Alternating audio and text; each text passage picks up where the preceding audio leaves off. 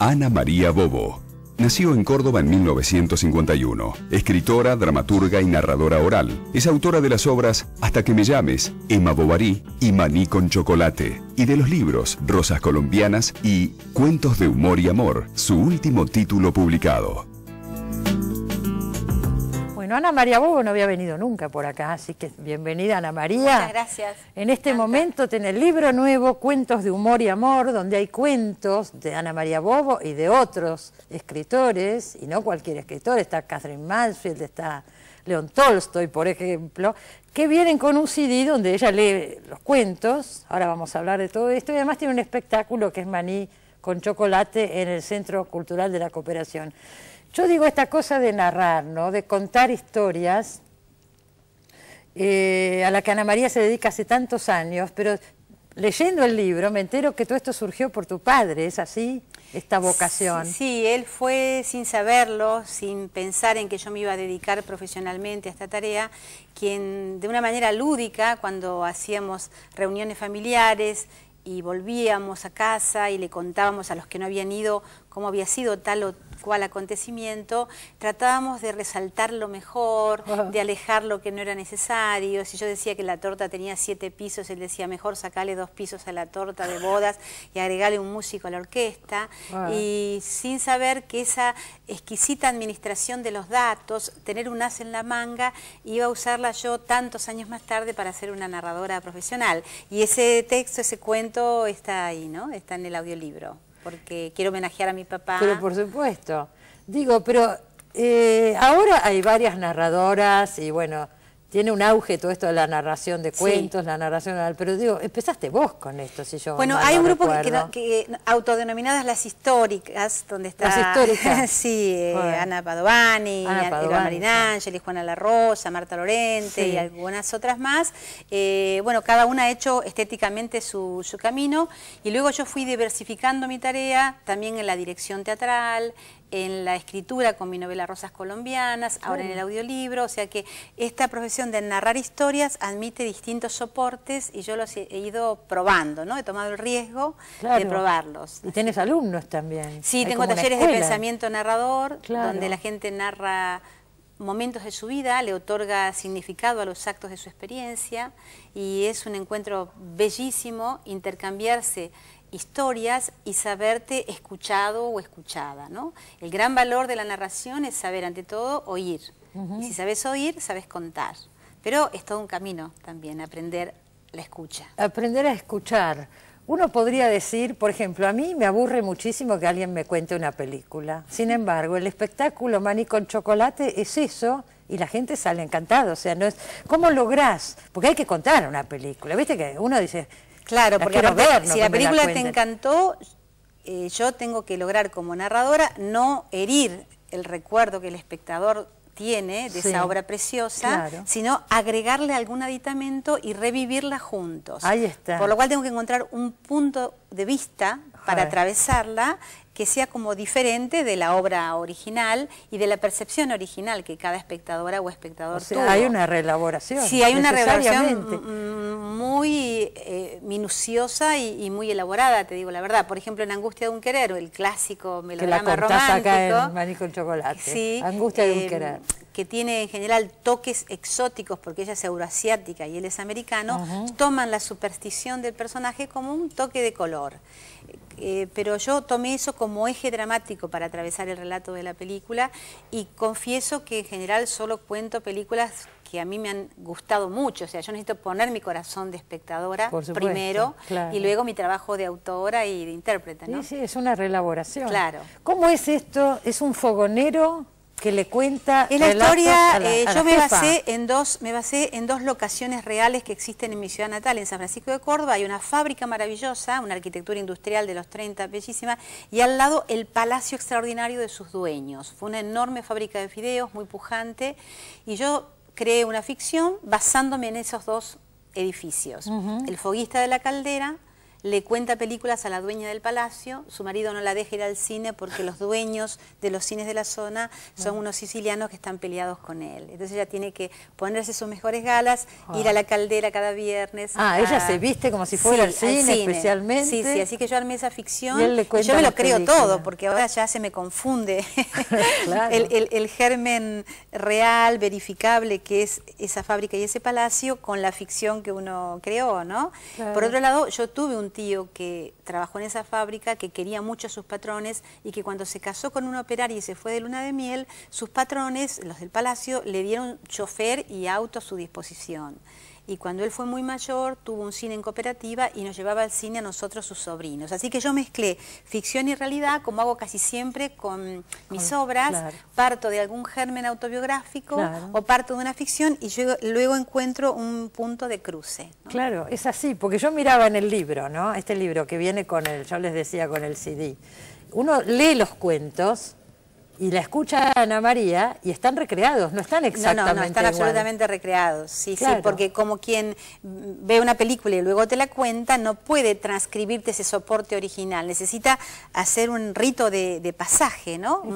Hay que cruzar un puente. Es y otro yo lenguaje. trato de cruzar ese puente Sí. con los códigos de la oralidad, que a veces te exigen vacilar o apurarte para no perder el ritmo y la atención, ir puntuando con el aliento. La puntuación de la oralidad es muy distinta de la escritura, ¿no? Sí. Que puede admitir párrafos o de frases subordinadas muy largas, claro, que la respiración no te permite. Claro. Así ¿estudiaste actuación en algún momento? Sí, yo hice una muy buena formación actoral en la escuela de Raúl Serrano, que es un maestro al que venero. Sí. Le debo mucho a él y a los docentes que trabajaban con él. Después me formé con un gran narrador italiano y director teatral, Marco Baliani, con Manolo Yedvandi en técnicas de distanciamiento brechtiano, lo cual me permitió entrenarme en esto de romper y hablar a público. Él hizo tantas obras de Brecht y también. Claro, un gran director, una gran duda. persona. Y entonces, bueno, y después he investigado mucho por mi cuenta, también junto a Jorge Dubat hicimos un libro que se llama Narrar Oficio Trémulo, y él me ayudó a decodificar muchas de las técnicas que yo estaba empleando y de las que no tenía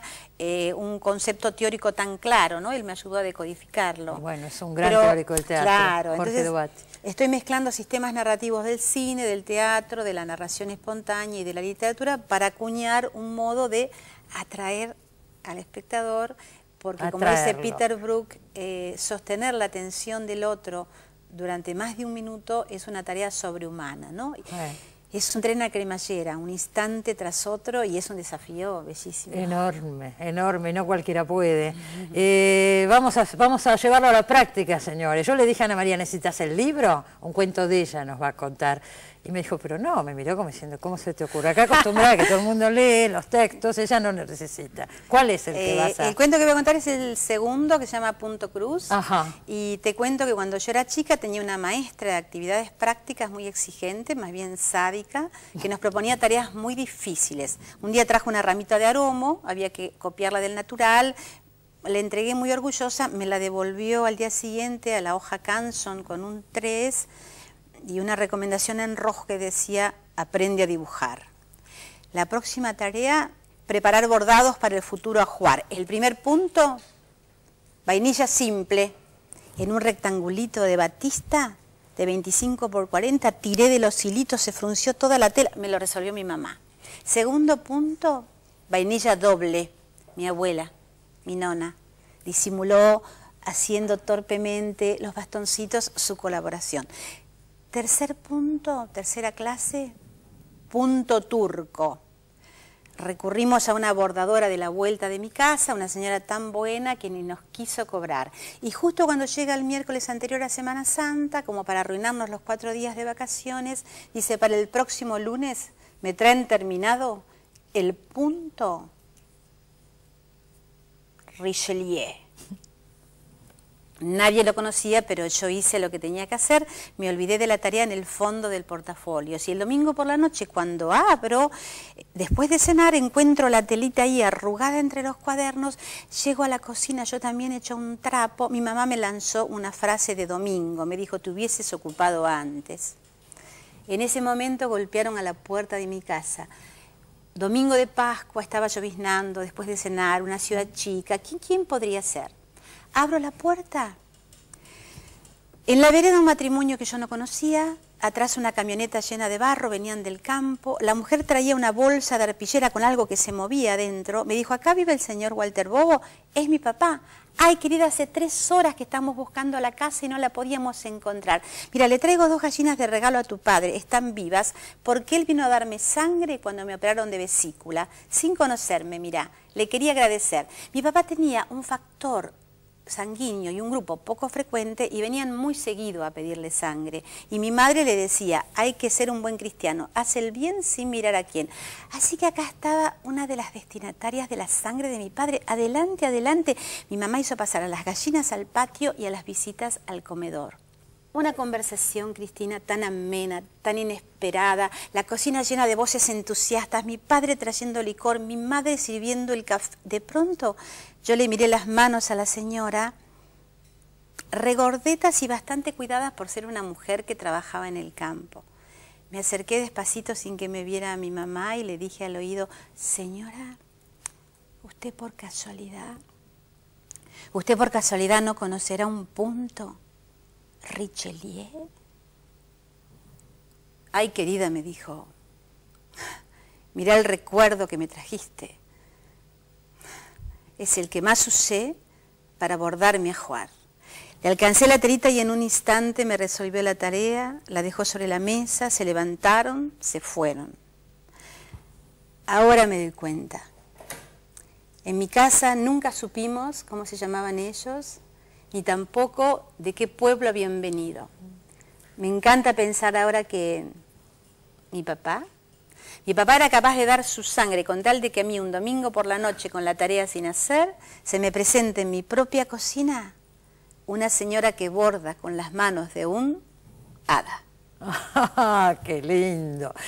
¿Qué de todo eso es cierto y qué no? ¿Qué pasó y bueno, qué no pasó? Mira, esto lo recordé una noche antes de actuar, y tenía unas ganas de improvisarlo, pero no me atreví. Llamé a mi mamá a San Francisco de Córdoba, donde vive, y le pregunté si el recuerdo era así. Me dijo, fue tal cual, solo que mi madre me dijo, ahora esa señora se mudó acá a la ciudad, desde el campo, y sé dónde viven y sé el apellido. Pero yo decidí, era de las cosas que me enseñaba mi padre, a no dar esa información, porque le quitaba magia a aquella aparición. Porque yo creo que las hadas no tienen carnet de identidad y a mí me convenía no saber quién era. Por supuesto, pero fue así. Fue esas cosas que la vida te regala, que parecen ficcionales y que si sabes evocarlas, puedes hacer tu propio anecdotario o más bien tus propios relatos autobiográficos, hasta casi la novela familiar.